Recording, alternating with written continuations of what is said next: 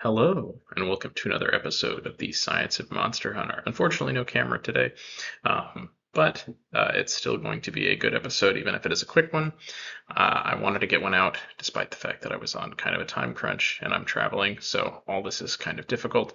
Hopefully, this goes live when I schedule it to. I will not have internet access when the video actually uploads, so when it goes out, I would like to see comments so that people know that this is actually working. For those of you unfamiliar with this series, every time we cover a new animal, we give it a Latin name or a binomial name. Latin name is not really a real thing. A lot of them are in Latin, but some of them are in Greek and some of them are in Mandarin. There's a whole bunch of different languages that you can put them in. What's important is that it includes one of these, which is a genus, and one of these, which is a species. In this case, the genus name for Deviljho is Pandevorator, which is Latin and it means all devouring, and Cucumeriformis is Latin for cucumber shaped because it looks a little bit like a cucumber. Um, You'll hear it often called Picklejo, but I wanted to go for something cucumber related. Apparently, in Japan, they call it bitter melon because it looks like a bitter melon.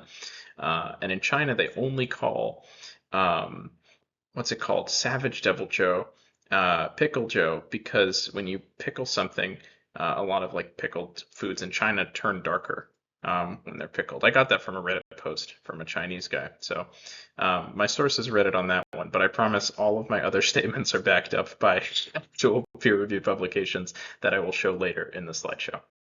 Typically, I'll do an overview of the biology of the entire animal for one of these videos, but because I'm short on time, uh, despite the fact I'm short on time, this video is probably going to end up being super long anyway, because I wanted to ask a question about Deviljho's teeth. I wanted to just focus on one part of its anatomy so I didn't have to look over its entire body, go over all that functional morphology. That video will come eventually, but right now I just wanted something quick.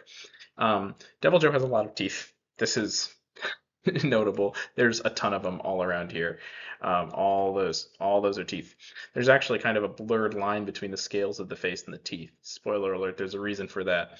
Um, and Deviljho has a lot of teeth. And because it has so many teeth and its teeth are so weird, there's a lot of potential questions that we can ask about them.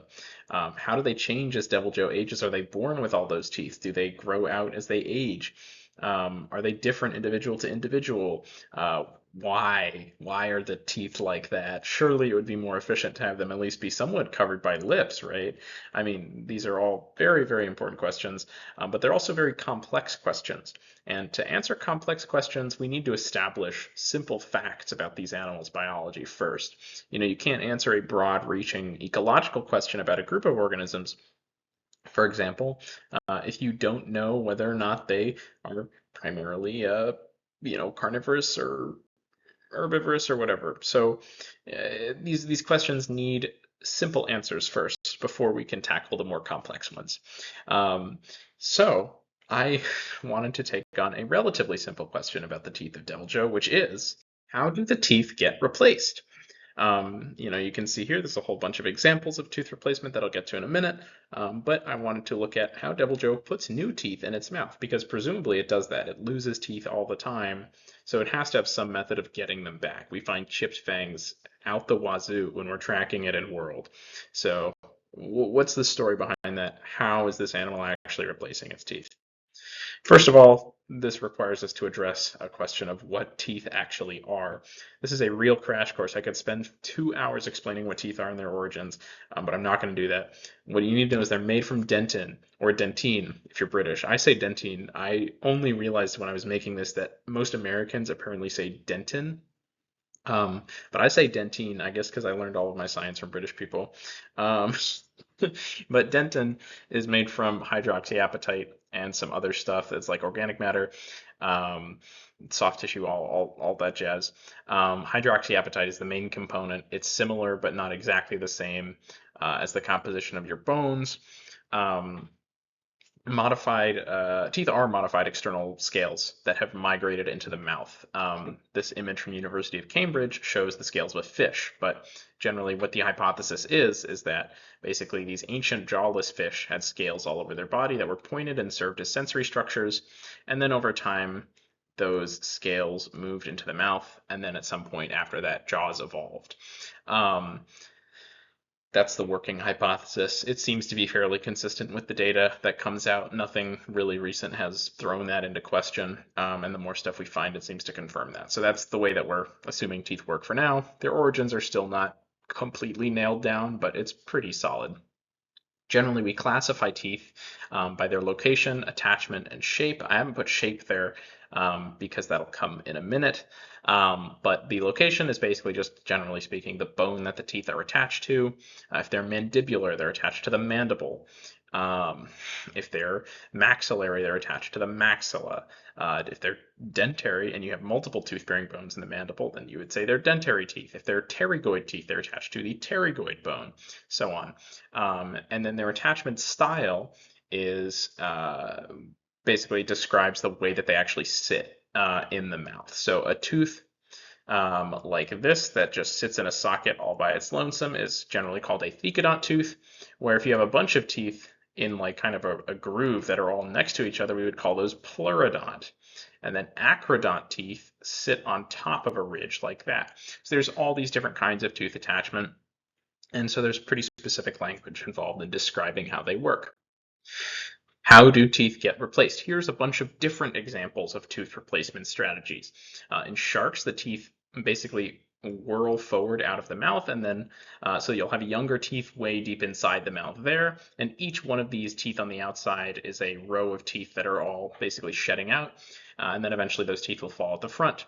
Mosasaurs on the bottom here, they will absorb teeth back into their jaw partially, and then those partially reabsorbed teeth will be, broken, and then another tooth will come out and push the broken off tooth remnants out. Crocodilians have a pretty simple socket system. Basically, it's not that simple. It's actually extraordinarily complex, but it's easier to explain in that basically the bottom tooth just pushes the top tooth out.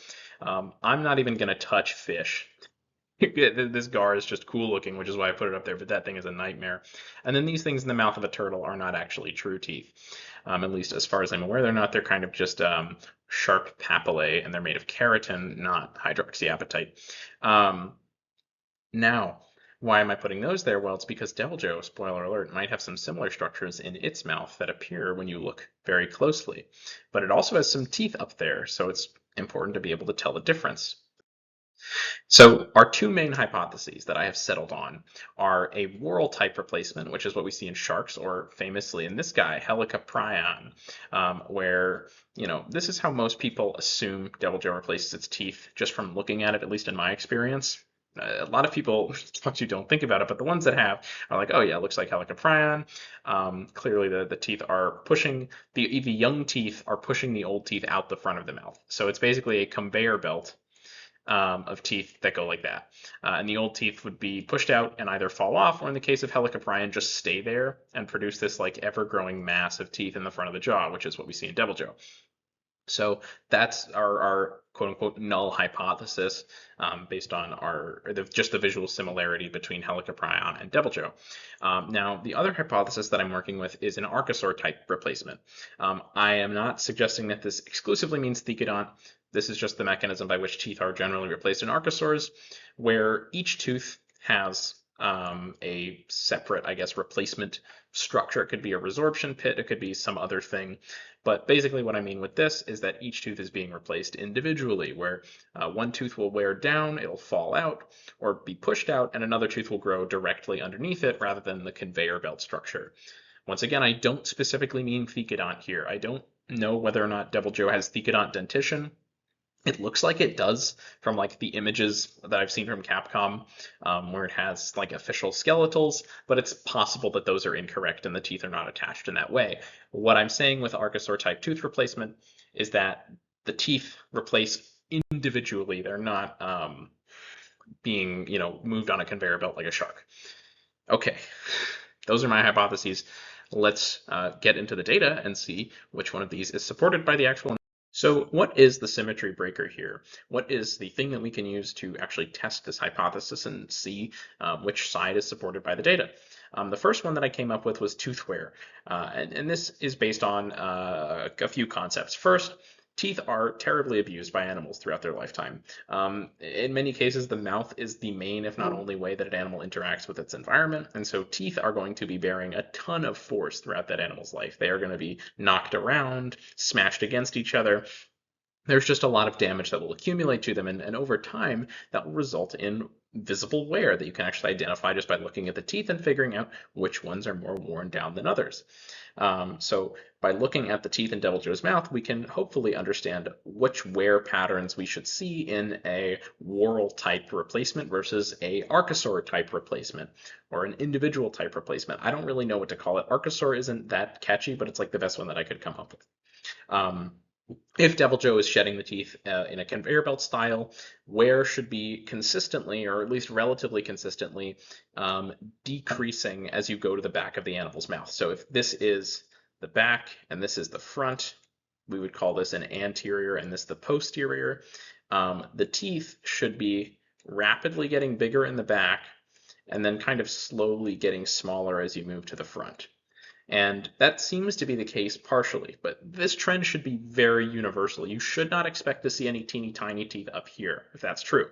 If Deviljho is shedding the teeth independently, that means that wear should be kind of inconsistent tooth to tooth, and you would expect to see, oh, big tooth up here and a little tooth down here, and a couple big teeth like that. Mainly because if animals that shed their teeth independently lost all their teeth at the same time, they would have to replace them all at the same time, and that would suck. That would be really suboptimal. They wouldn't be able to eat. Deviljho is eating all the time, so it's not going to be replacing all of its teeth at the same time if it's doing that independent shedding method versus the whorl type replacement method, which would allow for constant replacement of new teeth coming from the back of the mouth. So that's one. Oh, how do I... So another difference is the actual morphology of the teeth. We should, assuming that Deviljho's tooth whorl is consistent with the anatomy of living animals that have, and extinct animals that have a whorled tooth, all those teeth in the whorl are developed in the same fashion. They all share the same initial shape, and they have the same initial purpose. Now, they might serve multiple purposes as they move down the whorl. We're not necessarily going to look at that. But what we are going to look at is whether or not the shape of one tooth could transition into the shape of another just by being worn down, or if there's actually something that is, bizarre going on there with the way the tooth is developing. If we look at Deviljho's mouth and we see a really high degree of separation in the tooth types, which is called heterodonty, just like how we have molars, canines, and incisors, and alligators have molariforms, caniniforms, and incisoriforms, those tooth types are different from each other, which is called heterodonty. If they were all the same, they would be homodont. If Deviljho is more heterodont, it supports the archosaur type replacement. And if it's more homodont, keep in mind, it doesn't have to be entirely homodont, but if it's more homodont and we see, a very gradual transition from the back of the mouth up to the front of the mouth, then we would expect the tooth whorl hypothesis to be a little bit more reasonable. So let's get down to business. This is the cranium right there, and this is the lower jaw, just for reference. And then you can see the tongue in the middle there. There's actually these little denticles on the tongue that might be true teeth. They might not be. That's why I was talking about that sea turtle earlier. And so let's talk about what we're actually seeing here. Well, first we can notice that the largest teeth are concentrated right around the edge right here, right around kind of the lip area. All these big hook-shaped, almost cone-shaped teeth even. They generally would probably have a cross-section like this from the top, and then from the side, they're going to look like that with these really prominent grooves running down the edge. Keep those grooves in mind. Now, you also have sort of rounder teeth that have less prominent grooves that are appearing back in the mouth, and they generally seem to be actually pretty short and flat. And so they're kind of shaped like this. So far, we're starting to see that maybe there are multiple kinds of teeth here, or at least there's a really drastic morphological change from the back of the mouth to the front of the mouth. As we move around to the front of the mouth, we start to see some things that are pretty interesting. So once again, you see that there's these very flat, almost shell grinding looking teeth that are right next to the tongue there. But then additionally, when you look at the front of the mouth, you see there are areas right in the front right where you would expect there to be very large teeth, where these small little teeth are almost filling in the gaps between where you would expect those very large mature teeth to be. And then we do expect at a certain point those teeth to start getting smaller, like up here, where they do start to kind of fade away as they're pushed out, assuming the whorl hypothesis. But for now, it doesn't seem like we have a really consistent direction of motion. While there is almost a gradient that occurs, the teeth that are in here are substantially smaller than the ones that are out here. It's not at all like Helicoprion or Adustus or any of these whorl-toothed animals where the shape transition and size transition is super, super gradual. The teeth on the outside of the mouth are substantially larger, and they're also quite different shaped. The pointed teeth on the inside of the mouth are much rounder. They don't have those big fluted sides like the pointed teeth on the outside of the mouth do, which is really, really interesting. And so this is kind of starting to point against the whorl tooth hypothesis. So what does this look at Deviljho actually find? Well, we find that there is actually 6 or 7 real shapes of teeth that show up in the mouth. Of these, at least 2 we can pretty confidently say have different structures. There are the globodont teeth, which are non-fluted. They are round and they are usually much smaller, and they look like that from the top and that from the side. Sometimes they got like a little nipple bump on the top. And then there are the conical or ziphidont teeth. I don't really know what to call them. They're very deeply fluted. Basically, they have these kind of blades running down the side, so they would look like that. It would almost look diamond shaped from the top, but they're very tall, they're very pointed. They kind of look like cones, but they're, like I said, they have these like side blades. I don't know what to call them. I'm going to call them conical teeth because that's what I wrote down, but terminology is debatable. Um, the others probably represent wear stages of these other types of teeth, but as I continue looking into this, I might end up identifying more. I'm particularly interested in the scales that kind of look like teeth that might actually be true teeth. Again, the actual boundary between scale and tooth is really muddy because teeth are a kind of scale. And this is an issue that actually many have come up with when they're looking at early jawless fish and they're differentiating the scales surrounding the mouth from the teeth that are ostensibly inside the mouth. There's not really a firm boundary there that you can play on. So another step before we look at teeth out really like far outside the mouth, like the teeth on the tail. If those are teeth at all, how structurally similar are they? Yada yada yada. Anyway, I'm getting ahead of myself. Point being, this is what our evidence says. Overall, I think the biggest smoking gun for Deviljho's teeth being replaced independently is the presence of these little tiny teeth that are clearly very young and immature on the outside of the mouth. I don't know why I circled them twice. They're already circled, but they're surrounded by these gigantic conical teeth, and then you have those little tiny barely erupted teeth in the middle there, and they also show up there. And that just would not happen if you're seeing the kind of replacement that you would expect in Adustus or Helicoprion, where the teeth are going to be basically feeding into one another, where they should all look very similar when they're next to each other. This looks much more like what we see in reptiles that have different kinds of teeth and are replacing them independently on their own. This would not be possible in a whorl type replacement structure unless somehow this animal is basically alternating the teeth that it's putting out at different points in its life. But I can't imagine why it would do that. Further research is necessary. But I think this evidence pretty clearly points towards Deviljho having archosaur type replacement, where one tooth will fall out and be replaced by another tooth of the same general size and shape. What does this imply for the broader ecology of Deviljho? I wish I could make a transition because I put a super cool transition in here, but it's just going to be the default PowerPoint one. It did like the cube rotating thing, you know? Awesome. Yeah, find out next time on Dragon Ball Z. Sorry, I have to go fly on a plane in like 5 hours. And so I'm not going to be able to do all that research right now. But this is what I have right now. And there will be more Deviljho content coming in the future. I am making this immediately after Gogmazios came out. And I will surely cover Gogmazios. But I'll tell you a secret. I have like triple carded to that animal 3 times already.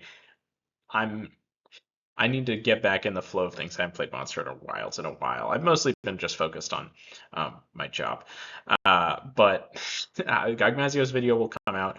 I wanted to make this video 9 minutes and 30 seconds tops. It is now 20 minutes long. But yeah, I mean, it's been a great time. Here's my sources, as promised. These are the major ones that I used. If you have anything specific in terms of what claim came from what source or anything like that, you can drop a comment. Yeah. Thank you. Huge thank you, as always, to my paid supporters. You guys are epic gaming style. So big thank you to Splift, DJ, Cake Chad the Vast, Brick Floatsmore, Ellie the Yankee, Joe Evans, Ian, Gremlin Hours, and Devin Wilberg. You guys are awesome. And you help me do what I do and do it more often. Paid supporters on TikTok, which is currently the only platform that I have subscriptions enabled on, get access to my Discord server. If you don't want to make a TikTok account, which I completely understand, trust me, I didn't either, you can, hopefully in the future, the same thing will happen through YouTube, but I'm still getting YouTube set up because I have a much larger following on TikTok. Anyway, thanks everybody, and bye-bye.